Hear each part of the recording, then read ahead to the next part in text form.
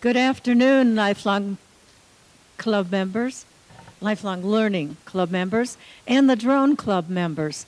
Welcome. I'm glad you're here. And today we've got a great presentation, but first of all, I need to tell you some things. I'm Jackie Carroll, president of the club. If you're a member here at Lifelong Learning Club, you know that you can see these videos afterwards and for years afterwards. So it's well worth your $10 dues.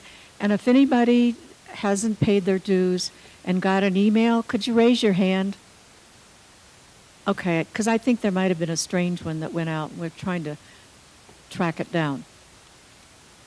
The views expressed by our presenter are their views. And if they have a product, we do not endorse that. And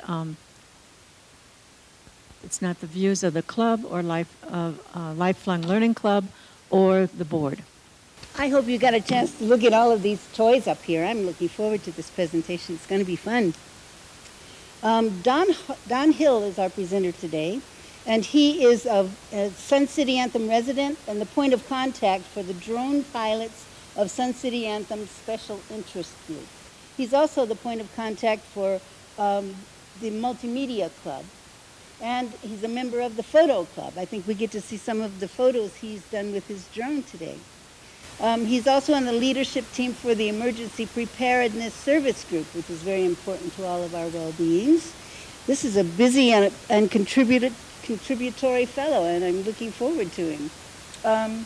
He's used his drone to take video around the Liberty Center for a story on the bocce court and its conversion to the pickleball court.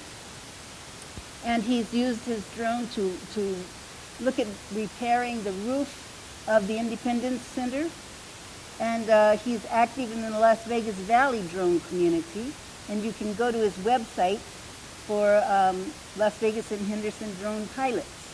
And he's an FCC certified Part 107 remote pilot. And it's an advocate for safe and legal drone flying. Without further ado, Don Hill. Well, I want to thank you for inviting me here to talk about something that I'm, really passionate about. I'm going to be covering a lot of material. If you have questions at the end, I'll be able to answer them, and I also have a lot of show and tell stuff up in the front here to show you. So just to be clear, we're not talking about this kind of drone, the bee. That's a male bee that lives in the hive and services the queen and the larvae. We're going to be talking about this kind of drone, which are unmanned aerial vehicles. And we've got a lot of things to cover. We're going to go over the different types of drones. When you hear the word drone, you probably have something in your mind of what that means, but there's a lot of different kinds of drones. We're going to go into what it takes to get a drone pilot's license and also how to register your drone. You don't go and just buy a car without getting a driver's license and registering the car. And then we're going to look at both the federal, state, and local laws that govern drones, and we're going to talk about airspace authorization. Do you need it, or how do you go about getting it? And then where to fly, but more importantly, where not to fly. And then things to consider if you're thinking about buying your first drone or you're thinking about upgrading and getting a serious drone that you can do photography with. And then I have a list of resources if you want to get more information. So these are the basic types of drones. We're going to talk about military drones, which you probably won't have an opportunity to see except on TV and won't be able to fly. The business and public sector drones are called enterprise level drones, and those are for people that have a job and they're hired as a drone pilot to do something for their employer. Drones are also in sports and entertainment and in education as well, and I guess in the computer club is going to be having a person come in and talk about how drones are used in education. And then I'm going to concentrate on the consumer drones because that's the type of drones that most of us or our kids would want to fly. So this is the category of military drones, but let's just go through pictures rather than words. So we have single rotor, which is basically a helicopter without a pilot inside. We have fixed wing drones. We have vertical takeoff and landing drones where it transitions from taking off vertically and then flying horizontally at a faster speed. There are tactical drones, reconnaissance drones. These are the large ones that can be flown from the United States and flown around the world. But in the news, you've probably seen the hunter-killer drones. If one of those was to fly over Sun City Anthem, even I would be concerned about that. So there's a couple of those.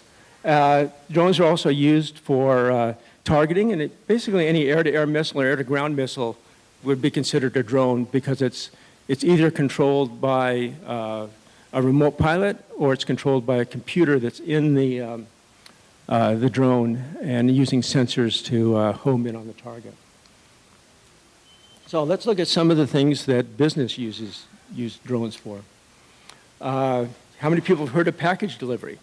Amazon is thinking about doing that. Walmart is thinking about doing that. And it's on a state-by-state basis whether the state will allow drones to fly over people and things like that. Zipline is another company that uses fixed-wing drones for package delivery. And they actually have a payload that drops down and they deliver medical supplies and blood plasma and things like that to hospitals in remote locations. They're used in agriculture for everything from fertilizer to pesticides. And then you can also use multispectral drones to look at the crop health to see where you need more water, where you need more fertilizer, et cetera. Law enforcement uses drones for a lot of different things, everything from crime fighting to search and rescue. So if you fly a drone out in an area and you have a thermal camera, it's a lot easier to find somebody that might be lost. If you just get 50 people in a line and march across, that could take a lot of manpower resources and a lot more time, where time is critical when you're searching for somebody. Firefighters use drones not only for putting out fires where it's hard to get the water on the fire, but they also use them for starting backfires to burn off an area depending on what the prevailing winds are. So firefighters start fires with drones and put out fires with drones. With power line inspections, instead of taking a person and having them climb that tower, you can fly a drone with a telephoto lens and you can zoom in on what the conditions of the bolts are. Is there rust up there? Is there arcing? Is there an area that's getting hot? So they're very useful in power line inspection. Now, you may not think about drones in sports and entertainment. We have a drone racing league in Las Vegas. And there are several leagues around, or several teams around the country. And they compete on a national basis just like a baseball team would. And those are the basic organizations in the United States that have drones. Did I just kill myself? Yeah, I think I hit the bottom button instead of the rightmost button. But the Major League Drone Racing Group is the one that has the Las Vegas Hornets in it. There's also drone soccer. Now, what is soccer? You try to get a ball into a net and people try to keep you from doing that. Well, we have drones that basically look like this. And you have an attacker which tries to get it through the goal. And then you have defenders that try to get in its way and block it. So the drones can bounce off of each other, so there's no damage there. And they usually fly within a netted area, so they're not going to get out and hit the spectators. How many people have seen a drone light show? I actually worked on the ground crew for a 500 drone light show 2 days before Super Bowl. and my body told me that I didn't want to do that the day before Super Bowl and on the day of Super Bowl, because doing 200 or 300 squats to put the drones out, put the batteries in, connect the batteries, disconnect the batteries, take the drones out, and then put the drones back in the case. And there's 5 drones to a case, and you're carrying a case in each hand. So my body told me that was a good one-time experience. Chalk it up for a learning experience. We were out there for 13 and a half hours, and I took a time-lapse photo, but I don't think it's on the slide today. Oh, it is? Anybody want to see what 13 hours looks like in a minute and a half? Okay, let's go ahead and click on that.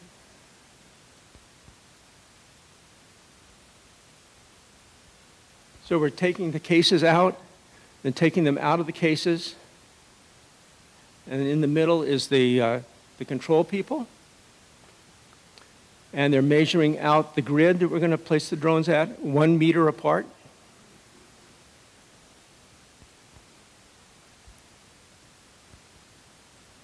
That's 500 drones. Okay, now we've got to put batteries in them.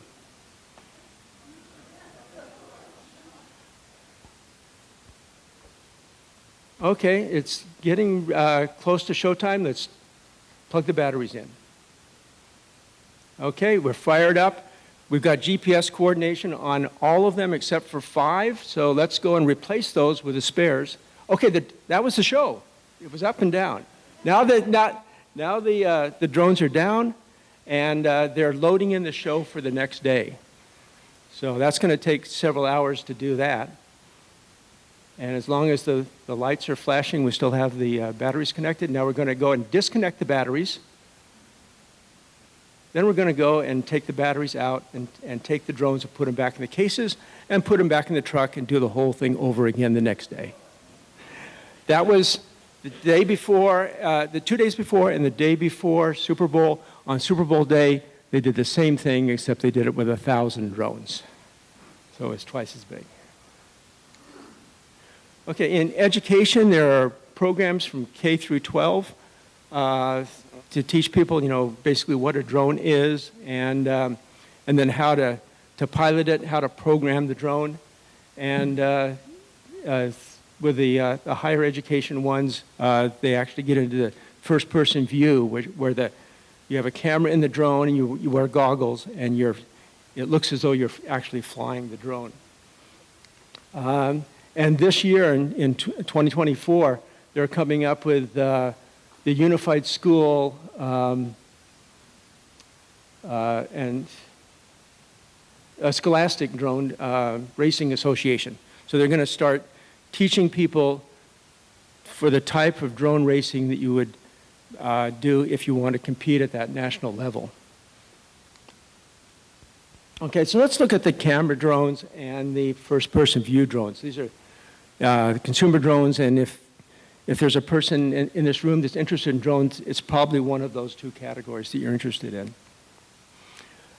Here's a variety of camera drones. A lot of them come with 1 camera or 2 cameras or 3 cameras, or you may have ones that have thermal cameras or multispectral. When you talk about a thermal camera, it's because of the cost of the drone. You're probably doing it for an organization. You're not going to buy that and fly it once a month for your own enjoyment. If you work for a search and rescue group, you may bring your drone if you happen to have a thermal drone. But most people that fly camera drones are interested in either photography or doing videos. And these are some of the pictures that I've taken. I've got more of them on my website. You'll have a link to the website at the end. So we've got the Great Park in Orange County. This is my cul-de-sac here, and that's my house. This is Laguna Beach, and the monthly theme for the photo club was stairs. So that's a top-down view of the stairs going from our timeshare down to the beach. And the view of the pickleball courts when they wanted to do that story on converting the bocce ball courts to pickleball courts. And every week, people in the United States Drone Society Facebook group submit videos or pictures, and then on Sunday, they compile the week's submission into a PowerPoint presentation and put audio to it. So I'm going to go ahead and roll that video, and feel free to go ooh and ah if you see a video you think, wow, I couldn't do that without a drone.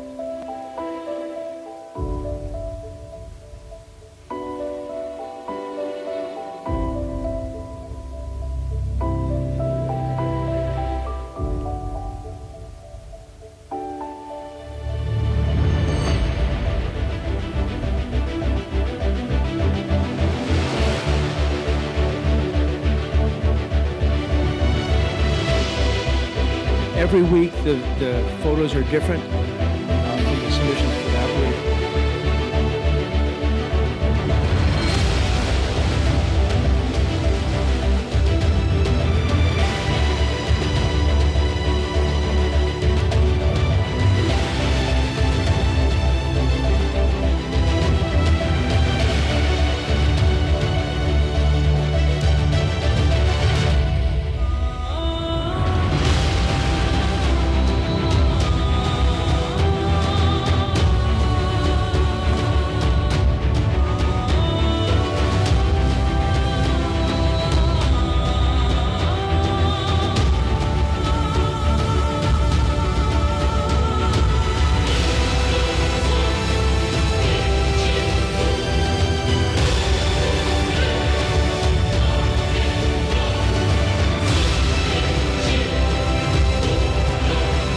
Fine.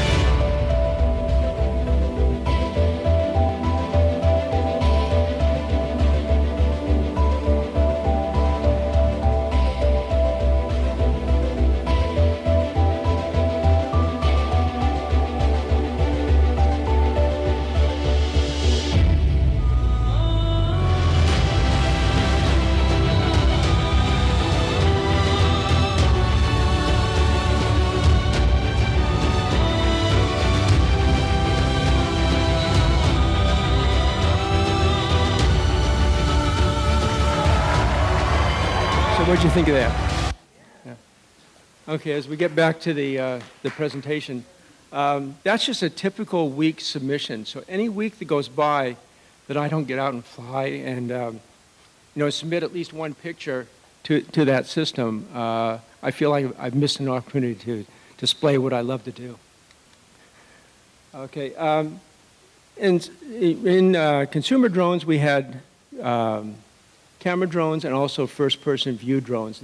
These are sometimes flown with controllers like this, or they can be flown with a stick like a camera drone would be flown. And so I have examples of first-person view stuff that's up here on the table. These first-person views are usually the homemade ones, and they're used for drone racing. These are both DJI products. You can just buy them off of Amazon or Best Buy, and they come ready to fly, except for your licensing. So back in July 22nd, I got an email from the FAA that basically said, trust us, you want to read this. And it does not look like spam. You know, so I was going like, oh, I'm going to just click on that thing and go to spam. But I noticed that it was from the FAA. And I thought, uh-oh, what have I done? So I read through this. The important thing is you must do this so before your next flight. Okay, so I have to go and take what is called the trust, or the recreational UAS safety test. So I went off to take the test so I could get this certificate that they said that I needed to have before I flew again. And so I did that, and I read the restrictions. One of the restrictions was I have to follow the rules of a community-based organization. And at that time, there were no approved community-based organizations. So there was no way I could fly. So they let me know that there's no way you can fly legally without getting a Part 107. But now there are 4 community-based organizations that you can follow their rules if you want to fly recreationally. I had a registration, but I had needed to re-register my drone because this thing says you have to pass the recreational UAS safety test. So I got my drone registered. I've passed the trust, and I've got these 2 things. I'm ready to go. Well, not quite.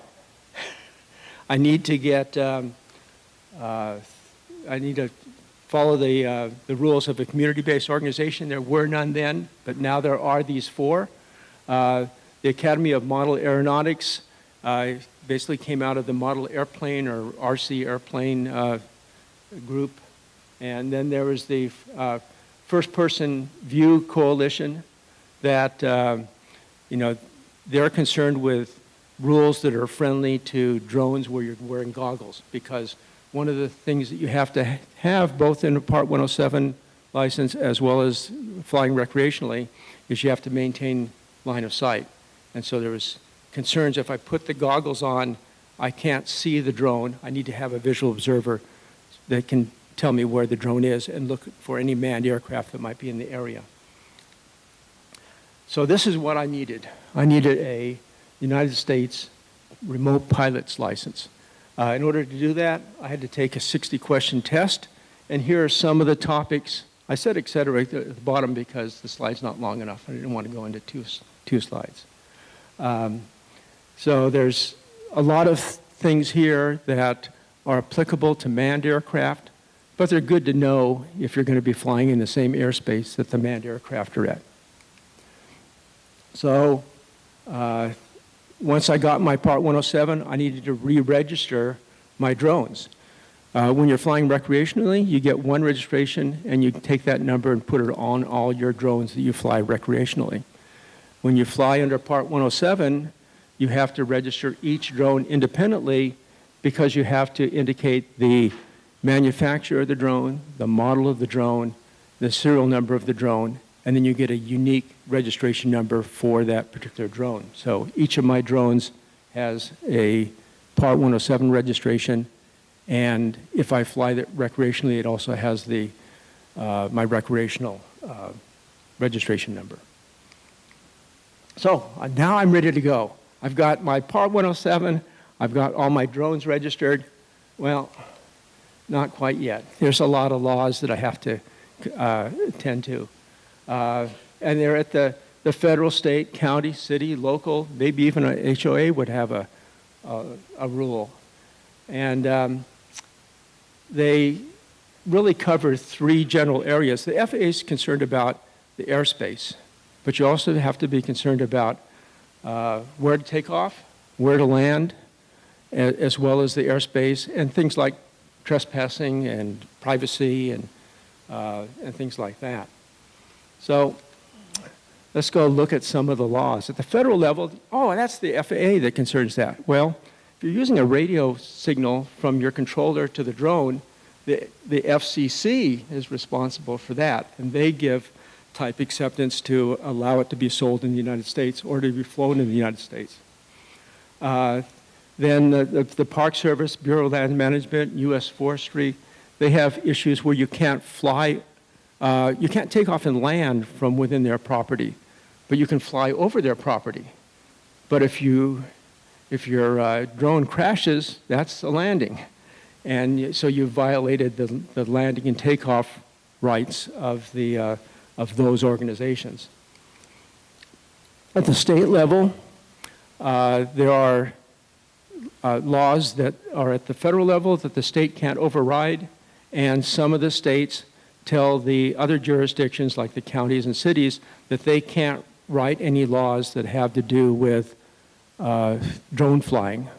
Now, they can write laws that have to do with trespassing and takeoff and landing rights, but they can't do anything that restricts you from actually doing the flying once you've got the approval to take off. So the state parks are on a case-by-case basis, so if you're going to fly in a state park, you want to check it out ahead of time. If there's any restrictions, you may be able to fly over the park, but you may not be able to stand in the park while you're flying.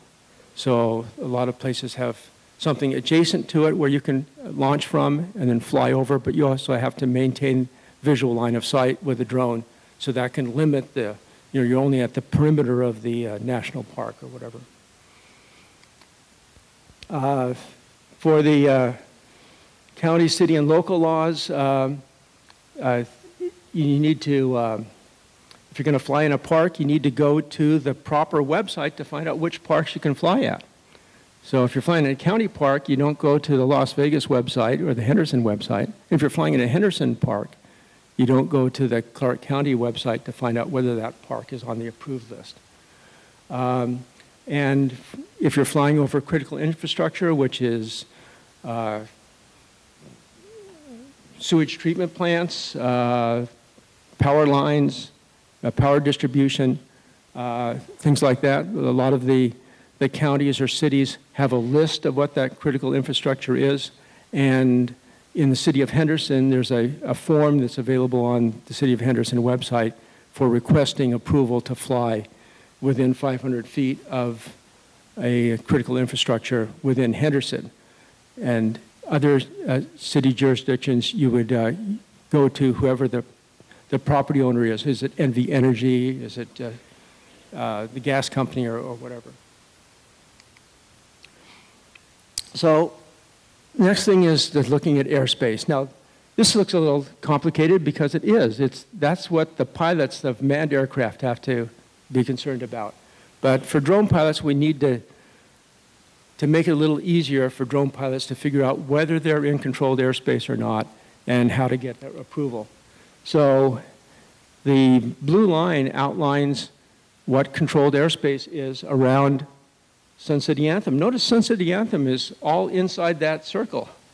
So that basically means that anywhere in Sun City Anthem, you have to get approval to fly within that area.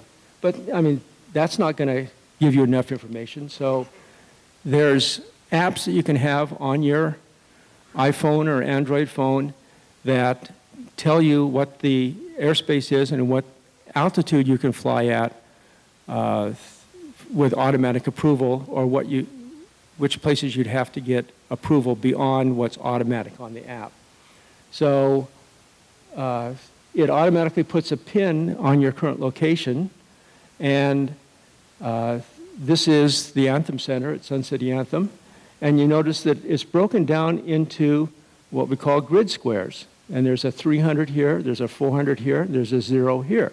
So this means that if I'm flying at Sun City Anthem within this grid square, I can request LANC approval over here, which stands for Low Altitude Authorization and Notification Capability. So I can automatically request it, and within a couple of seconds, I'll get approval back for flying at that height. Now I can request 300 feet in a 400 grid, and they'll approve me for 300, but I would go for whatever the maximum is that they're going to approve me automatically.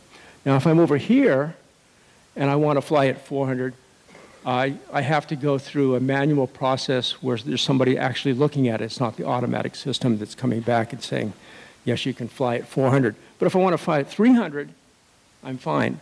Now, if I'm in Sun City Anthem and I'm left of this line, west of this line, you notice there's a 0 in that grid.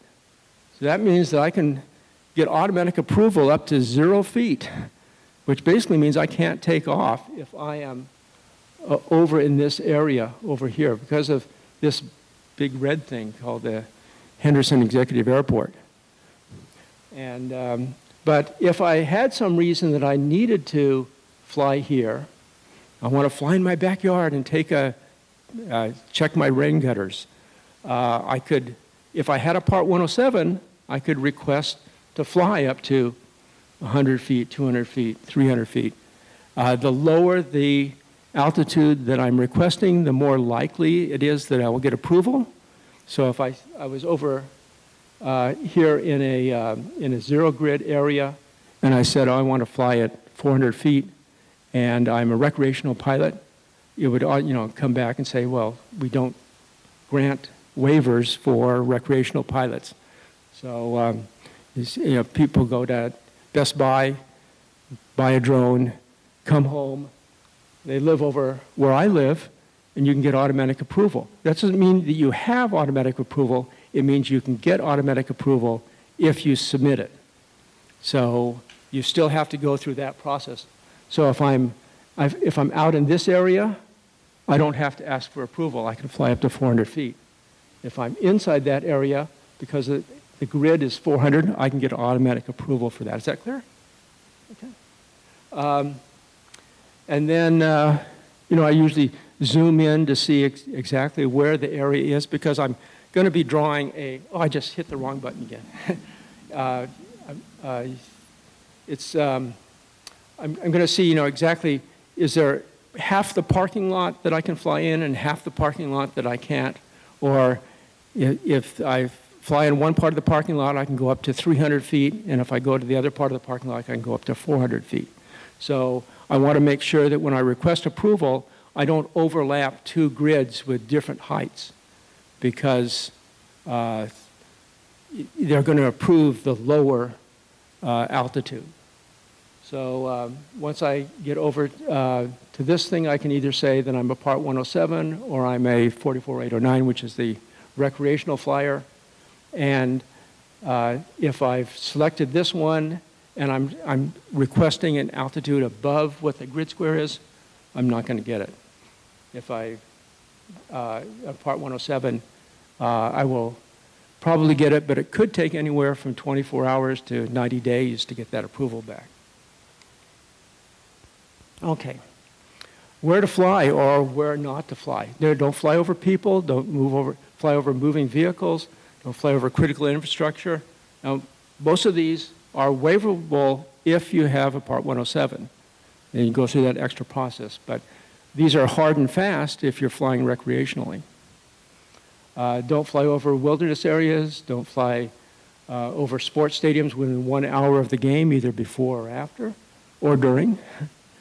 Don't fly over police and fire activity. And don't fly near manned aircraft. So you go, well, where can I fly? Well, when I first got my drone and came here, parks is one of the places that I wanted to go. And I thought, oh, well, shoot, I can go to any park. Well, no. You first go to a website like the Clark County website, and they say individuals may operate unmanned aircraft only at those parks, which implies that if it's not on that list, that it's a park that for some reason they've decided that you shouldn't fly there. It may be close to power lines, it might be close to critical infrastructure or a government building or something like that. So this gives us, at least 7 places to go fly. So all of the ones that are approved for flying, I've flown at, and I've taken video and I posted on my website. So, people can check that out. Then in Henderson, there are 4 parks of the 71 parks in Henderson that you can fly a drone at. 3 of them are in controlled airspace. You have to get approval from the FAA, but the city has given you permission to take off and land. I'm also working with them to get 11 more parks added based on the size of the park, its proximity to critical infrastructure and things like that. So I don't want to just go to the Parks Administration and say, I want to fly in every park, because they'll probably, come back and just say, no, you obviously can't do that. But if I give them a list of the top parks that I think are good for flying, and a lot of them were built after the website was last updated. So, as they add parks, we should get a certain percentage of those to be able to fly at. Similar with North Las Vegas, there's one park in North Las Vegas that you can fly at, but I'm working on 6 additional parks to try to get permission to fly there. In the city of Las Vegas, they have 77 parks, and they say you can't fly any RC aircraft, RC airplanes. An RC airplane is something with fixed wings, but it doesn't restrict drones that can do vertical takeoff and landings. But you can't launch or land from the parking lot or from the public roads. So with each jurisdiction, you need to find out what the rules are for that jurisdiction. And for the Las Vegas Valley, I've summarized that stuff on my website. There are 4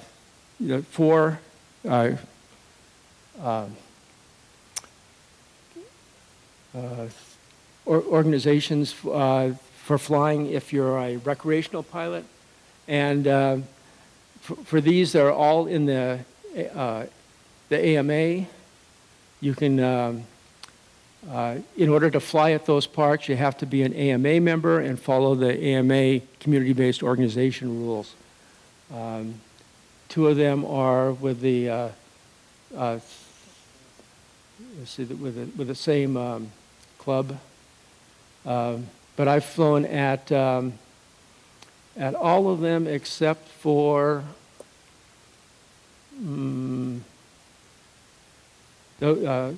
I've actually flown at all 4 of those. With North Las Vegas, you have to get a permit from the city of North Las Vegas. The others, you just have to join the club and be a member of the club, be a member of the AMA in order to fly there. There are no airfields for the first-person view coalition. Okay, so if you're thinking about buying a drone, there's a lot of things you want to take into consideration because, well, you can see just from the examples I have up here that, there's a variety of prices and there's a variety of capabilities. So the first question is, are you going to be a recreational pilot or a commercial pilot? And, a commercial pilot does not mean you're making money. It just means that you're doing things other than for yourself. So if I want to take pictures and submit them to the Spirit magazine, and I'm not getting paid for it, that's still considered a commercial use of the drone. So I need to get 107. Do you want a camera drone for cinematography or photography, or do you want a first-person view that's done with goggles so that it gives you the impression that you're actually flying from the cockpit of the drone? Do you want the controller built into the drone, or do you want to have to add a tablet or a phone? There's things to consider there because if you're flying in controlled airspace, you have to give them a phone number for them to call if there's any issue. But if you're using your phone on the controller and the phone rings, you might lose control of the drone. So you might want to have a tablet or another phone that you can use separate from the phone number that you've given for your approval to fly within that controlled airspace. You need a camera with a wide angle or telephoto or zoom lens. The drone that I have down there has a standard lens and a 3x zoom lens. There are other cameras that have a 70x zoom lens. So depending on how far away from your objective that you want to take pictures of, or you want to take pictures of the strip, but you don't want to fly in zero grid down by the strip, you may want to have a camera drone that has a zoom lens, or you may want to invest in a thermal camera if you want to assist with search and rescue or something like that.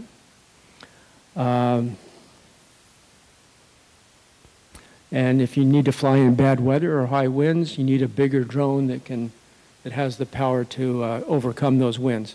A lot of the smaller drones have limited battery life, so you can't really go out very far because before you know it, it's time to turn around and come back.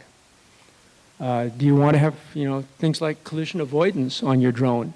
Some of them have collision avoidance so it can sense the ground, so it doesn't just slam into the ground. It'll slow down and then gradually come down. Some have collision avoidance on the front and the back, and that's good if you're going forward or backing up.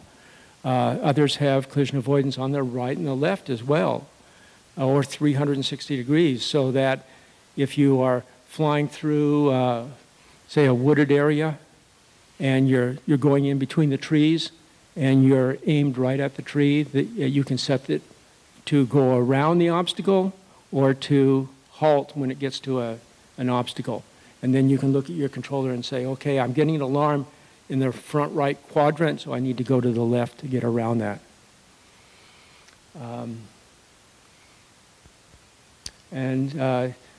If you need to lift or carry anything, you want to have a drone that is capable of not only lifting its own weight, but lifting the weight of what you want to pick up. The last thing you want to do is to put a grappling hook on your drone to go and pick up another drone that had a dead battery. And you latch onto it and you can't get the thing off the ground. Now you have 2 dead drones out there. So then you have to get a really big drone to be able to recover those. If you need to fly at night, you have to have strobes. And if you want to fly past the domestic twilight, which is like a half hour after sunset or a half hour before sunrise, you have to have a Part 107. You can fly during the golden hour recreationally, but once it gets to be dark, you have to be a 107. And in twilight or at night, you have to have drones that give you the ability to tell not only where the drone is, but what its attitude is. So when I fly at night, I have flashing strobes on the back and solid strobes on the front. So I can tell by the blink pattern or the solid pattern whether the drone is flying away from me or flying toward me. And at night, you lose a lot of depth perception, so you really need those additional cues to be able to tell where the drone is, how high it is, and what attitude you're pointing. And then a lot of times you see a price for a drone and you realize once you get it that it's the drone and it's not the controller, or it comes with 1 battery. And so you might want to look at accessories like cases, additional batteries, depending on what your use cases are for the drone. And finally, where to get more information. The Las Vegas and Henderson Drone Pilots Facebook group and website are run by me, and I link to all of the local laws here in Las Vegas. But then when I traveled, I had to research those areas also, so I started areas for other states. So I don't have all the states down, but only the states that I had to go to do the research, and as long as I did the research, I might as well make it available for other people.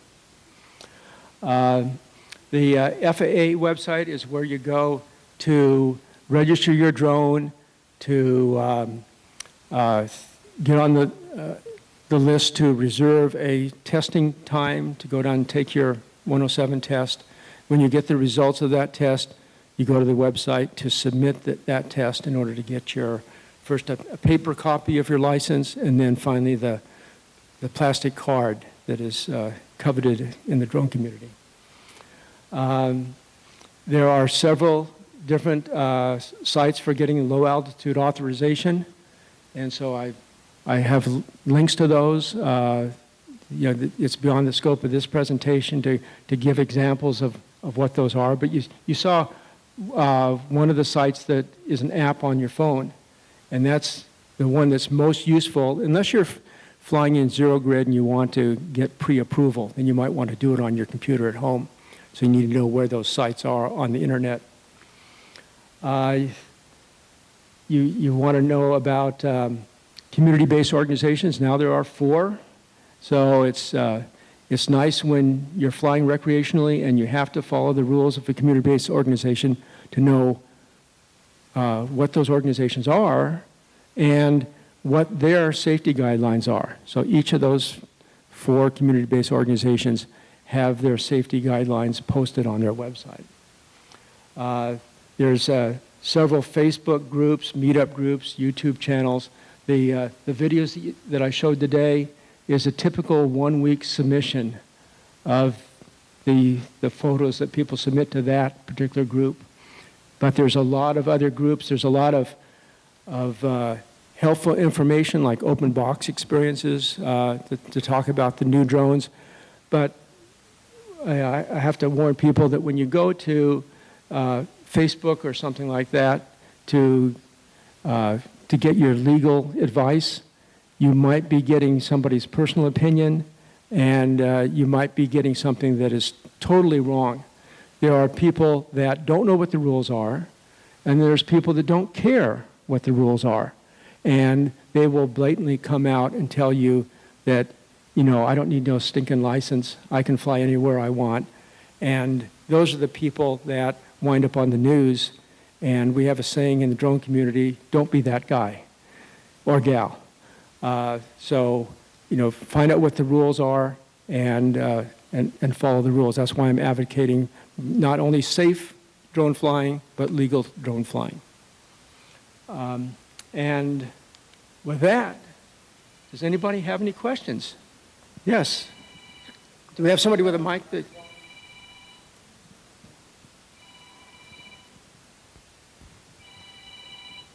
Well, just like life in general, there are rules, and there are rules, and whether they choose to enforce them or not has an awful lot to what's going on in the world. So the question in my mind is, being a retired professional pilot for 30 years of my life, who enforces these? How these...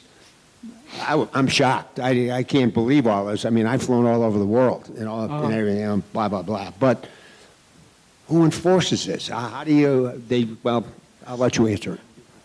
Okay, well, there isn't the FAA drone police that come out. A lot of the enforcement actions that they take are because somebody has reported them, and if they get reported, they have to investigate the report. When I was doing the drone show with the 500 drones, I asked the people in charge, have you notified Metro that you're going to be flying here? And they said, well, we have our LANCE approval, and we have our waiver for flying in this area, and we have permission from the storm drain people, because we're going to be flying over the storm drain people. So we have all of our paperwork in order. And I said, okay, well, expect to have Metro come. And they did show up. So if you coordinate ahead of time, you save them manpower, and you give them all the paperwork that they are asking for when they come out. They came out and they said, okay, I want to see the pilot's license. I want to see your waiver for flying more than one drone at a time. I want to see your airspace approval. And very businesslike, and also very businesslike in putting you in cuffs and putting you in the back of the vehicle if they find something that they don't like. During F1, there were a lot of drone incidents where people got to have a night in the county facility because they didn't either care what the rules were or know what the rules were or bother following through. They may have looked and said, oh, I can fly at 100 feet. I'm going to be down at 100 feet, no problem. Well, you didn't ask for approval to fly at 100 feet. So it's usually the local people enforcing trespassing laws, voyeurism, privacy issues, and things like that, rather than I'm citing you for flying the drone. No, I'm citing you for taking pictures, or I'm citing you for using a camera in an area you shouldn't have a camera. You didn't get a film permit but you're in an area that requires a film permit. So that's the type of thing that you're more likely to get a citation on than actually flying the drone, unless you fly without a pilot certificate. So the first question they're going to ask is whether you're flying under Part 107 or you're flying recreationally. If you're flying under Part 107, let me see your drone registration and let me see your pilot certificate. If you're flying recreationally, let me see your trust test results and your drone registration. If you're flying in a zero grid and you say, well, I'm flying recreationally, that's the wrong answer. You're going to get a trip downtown. Does that answer your question? Don? Yes. I see a huge variety of very fancy stuff up there, but do you have a recommendation for a novice who might be interested in recreational? You probably want to go with the smaller drone. It's not going to have the wind resistance or the lift capacity of the larger drones. You might want to upgrade to a better camera in the future. The problem with a lot of the smaller drones is the controllers don't have a built-in screen, and so you have to use your phone as the built-in screen. The one that I use 90% of the time now is the Air 3. It's a nice, it's bigger than the Mini.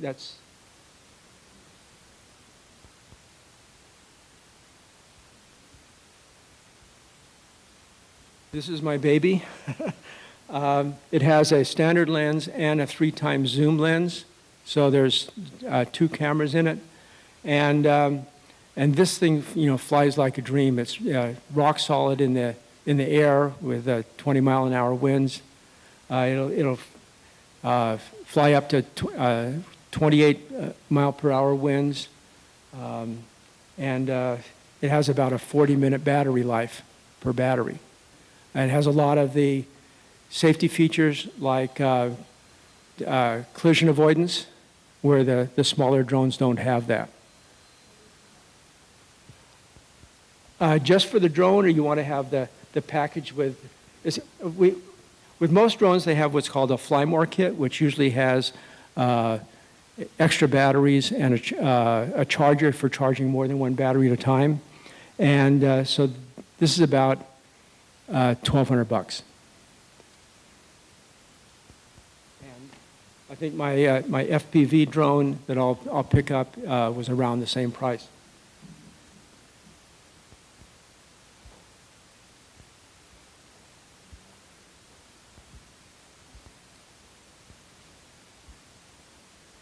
And both of those drones can be flown either with the goggles or with the joystick controllers. And yes?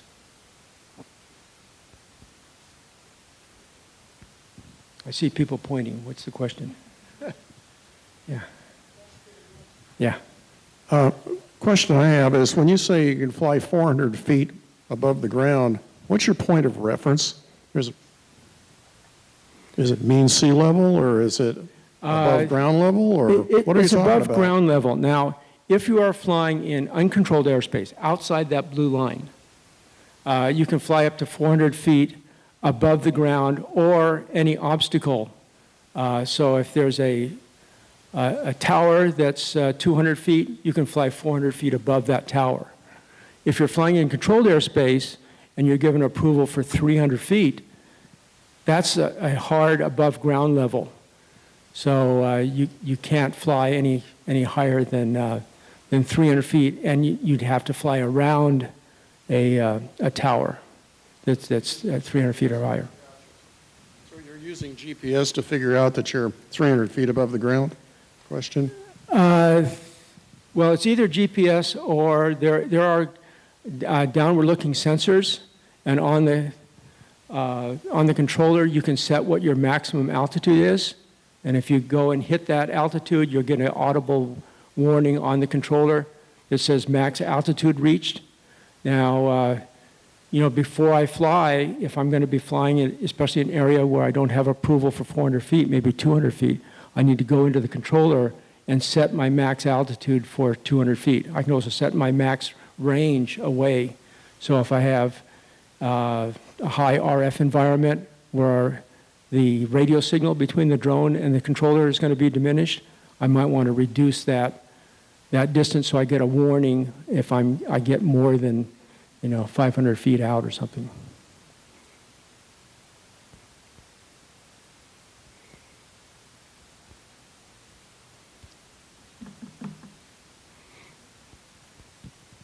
If you already have a pilot certificate, do you still need a Part 107 certificate as well?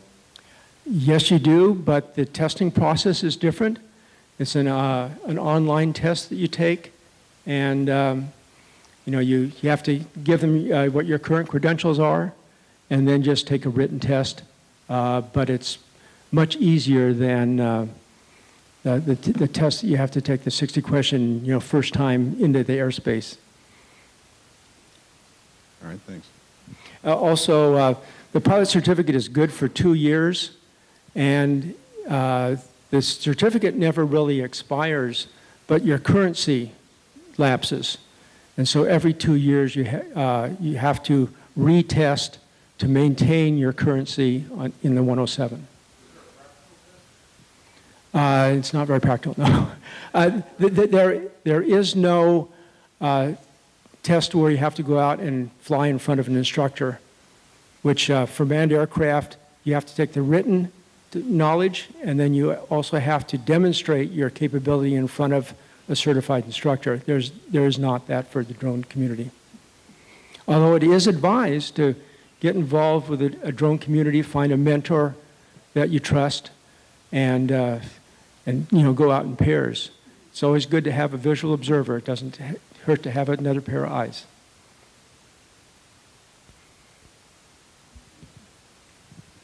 Any other questions? Can you tell us when the drone club meets, and if you'd like to have other people come and watch you fly them, when? Well, we have a drone special interest group, but we're not a club, so we don't have normal meetings. But for events like this, I have an email list, and I send out an email to the people that are in the special interest group to let them know that there's something that they might be interested in. Or I may send out an email that says, I'm going to be flying at Red Rock Canyon tomorrow. If anybody wants to go along with me or carpool, send me an email back. So your special interest group at Sun City Anthem, and it's listed in the Spirit? It's not in the Spirit, it's in the relay. It's in the relay. Okay, Right. So keep your relay so get your email to him Right. if you want to go. I would like it if they would put it in the Spirit magazine also, because I think a lot more people read that, but it's also pretty big, but they should have an area with special interest groups there. Now, if you're in the photo club, we just went out to the Wheel of Misfortune. We had 5 people go out there. I went with a drone, and everybody else went with a little bit more traditional cameras. The view that I got, the top-down views and the 45-degree angles, and the selfies that I took are not the same as the selfies that the other people took. Well, thank you very much, Don. I appreciate you taking the time and put this all together. Great information. Sounds like we have a few people that might be interested. Yeah, and feel free to come up and look at the drones that are up here and ask me any questions you have on the particular drones.